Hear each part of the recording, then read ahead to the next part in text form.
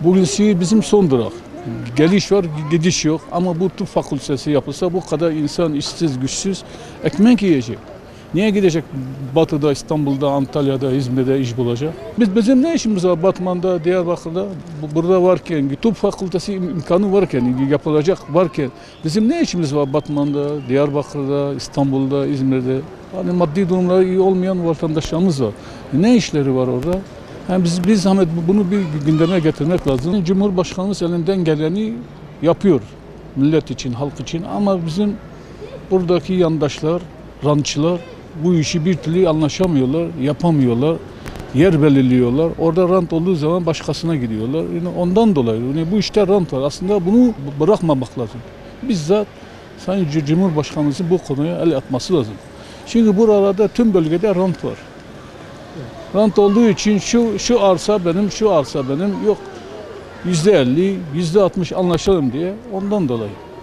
Rant meselesi olduğu zaman kime vereceklerini bilmiyorlar. Keşke verilen vaatleri yerine getirebilseydiler. Vaatler çok önemlidir ama yerine getiremiyor. Bir türlü yerine getiremiyor. Muhakkak bir engel çıkıyor ve de bir zamana sarkıyor, zamanı uzatılıyor, olmuyor. Ülke ekonomisine bir zarar veriliyor. Anlatabiliyor muyum? Biz de istiyoruz fakültesi. Burada ta Diyarbakır'a gidiyoruz, Van'a gidiyoruz, Batman'a gidiyoruz. Hastanemizi götüremiyoruz. Hele ben köydeyim şu an. Köyde yaşıyorum. Evim orada. Gidip geliyorum. Hele bizim baraj yapımız zaten çok kötü.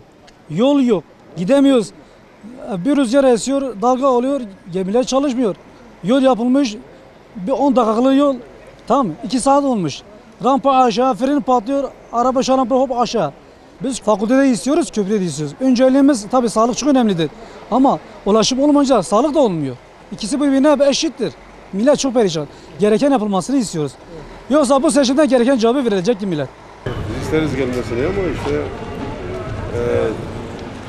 vaat veriyor, halka umut veriyor, halka bir nevi şey veriyor, kendine bağlıyor. Ama o vaatlerin yerine gelmesi maalesef çoğu zaman şey olmuyor, gerçekleşmiyor. Yer tespit edilememesi meselesi daha çok şeyle ilgilidir, bütçeyle ilgili. Demek ki bütçeleri yok, demek ki o imkanları yok ki imkan olsa, benim param olsa ben önüme bir şey koysam yani yer tespit etmek zor bir şey değil yani. Yer niye tespit edin? Siirt'in milletvekillerine sormak lazım. Siyasi temsilcilerine sormak lazım. Niye Batman'da oluyor da niye burada olmuyor? Onlara sormak lazım. Diyecek bir şeyimiz yok çünkü yok. Başımız yok. Her şey almış başını gidiyor. Başımız olsaydı tıp fakültesi çoktan inşaatı başlamıştı. Benim kızım bir finans hastası. Doktora gittim. Bir film çekilmesi lazım dedi. Gittim. Filmi çekmeye aşağıdaki dedi ki biz bu filmi burada çekemiyoruz. Madem ki araştırma hastanesi olmuş o filmin orada çekilmesi lazım. Madem ki yetersiz malzeme var demek ki araştırma hastanesi değil. Bana göre araştırma hastanesi olmuş olsaydı o film orada illaki çekilecekti. Bunun hani bir bahanesi yok. Hani ne bir çivi var ne bir yer yok ki. Sözde kulakta kaldı galiba. Yanlış değilsem kulakta kaldı. Başka da yani tıp fakültesi olmuş olsa ne işimiz var Diyarbakır gibi yerlerde? Kendi memleketimizde varken. Batman'a gitmezdik, Diyarbakır'a gitmezdik. Batman buraya gelirdi, Şırnak buraya gelirdi ama biz şu anda onlara kul köle olmuşuz. Hani imkanı olmayan adam vay haline. 2018 yılında Sayın Cumhurbaşkanımız buraya bir tıp fakültesi sözü verdi. Asıl sorun sadece söz değil, yer tahsisi daha yapılmamış. Ama yetkililere ve Sayın Cumhurbaşkanıma sesleniyorum.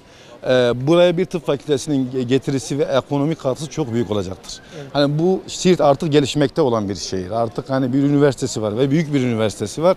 Bir tıp fakültesi eksik. Esnafımız, halkımız için de ekonomik büyük bir gelirisi olacaktır. Belki altyapı hazır değildir buraya. Yani yetkililer belki gerekli raporlamayı yapamamıştır üniversite içerisinde. Ama şuna inanıyorum yani burada büyük bir potansiyel var.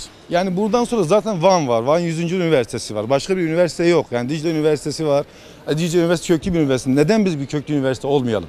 Şu pandemiden sonra artık bir an önce tıp fakültesinde olması esnafımıza da büyük bir katkı sağlayacaktır. Büyük bir ekonomik döngü oluşacaktır. Yani inşaat sektörü gelişir, öğrenciler için ev ihtiyacı olacaktır. Hani bu bir döngüdür. Olması da lazım yani. Yani niye bir doktorumuz çıkmasın yani? Niye buradan diyelim ki yani Sirtli doktorlar niye artmasın yani? İstiyoruz yani.